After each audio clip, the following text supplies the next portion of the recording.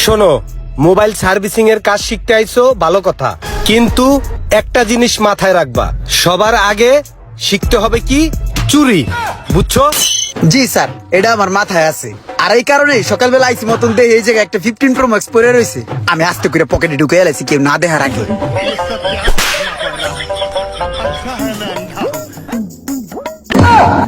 দেহি মোবাইলটা দেহি। যে এই যে স্যার, এই যে 15 Pro Max একটু আগেই মারছি।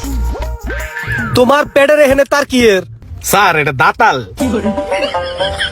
চুরি করার লেগে পকেটে ঢুকাইছিলাম তো ঘোড়াটা খুলতে পারি নাই, এর লেগে ভাবছি পরে মেশিনটা সহল হয়ে যাবো।